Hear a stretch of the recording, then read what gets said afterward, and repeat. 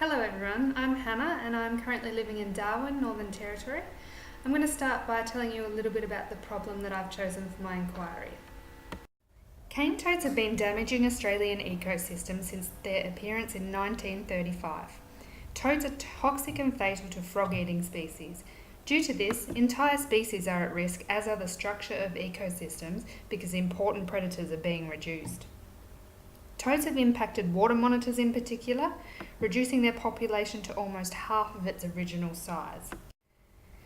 My project was inspired from a move to Northern Territory, where I experienced the cane toad invasion firsthand. The move included a trip through the Kimberley region, where cane toads have now reached Lake Argyle. During the day in Lake Argyle, there were uncountable amounts of dead toads on the road. This had no effect on their population because at night they were everywhere. I got most of my information from the ProQuest database. I used the advanced search to limit to peer-reviewed and current materials. The search has provided lots of information on Northern Australia, but quite limited on Southeastern Australia. I had actually planned to volunteer with conservation volunteers, but the season ended before the process of this inquiry. Which species are most threatened by cane toads? Lace monitor populations have drastically decreased in Northern Australia. Studies of an area in East Kimberley showed that the Mertens water monitor species was reduced by 84% within 8 years. In southerly regions of Australia, monitor lizards and the red-bellied snake have been reduced by 84 to 100%. Toad invasion has not caused any official extinctions, but has eradicated the northern quoll from most areas in Northern Australia, and they are now at serious risk of extinction. What makes cane toads so resilient? This area needs further research. So far, I've discovered that cane toads are becoming accustomed to cooler temperatures and are beginning to occupy highlands in southeastern Australia. At what rates are cane toads dispersing? Since toads were introduced to Gordon Vale, Queensland, they have travelled several hundred kilometres north and south and more than 2,000 kilometres westward.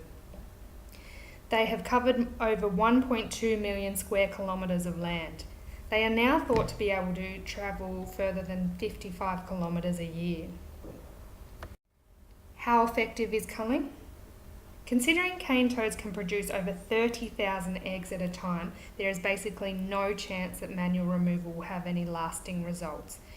If physical removal is still undertaken, it is important to be able to distinguish cane toads from native frogs. The pictures indicate distinctions of cane toads and their eggs, the main distinction being the shoulder glands and warty skin of the cane toad. Proposed methods for management. Baby cane toads are prey to Australian meat ants, so assisting these ants to overlap habitats with cane toads could be effective. Aversion training has also been effective in teaching young northern quolls to avoid consuming toads by supplying them with toads that have chemicals which will make the quolls sick but are not fatal. My inquiry could be related to content descriptors of the science strand in the Australian curriculum at a Year 4 and 5 level. They include: science involves making predictions and describing patterns and relationships. In the classroom, you could have half of the students investigate areas that cane toads have invaded and the other half investigate which species have declined. Then have them collate their findings to see if they can identify patterns and relationships. The next one is science knowledge helps people to understand the effect of their actions. Here you could take the students on an excursion to volunteer with an organisation that physically removes toads and see how many they can catch. Then get them to investigate how many eggs cane toads can lay at a time to work out the probability of having any lasting effects.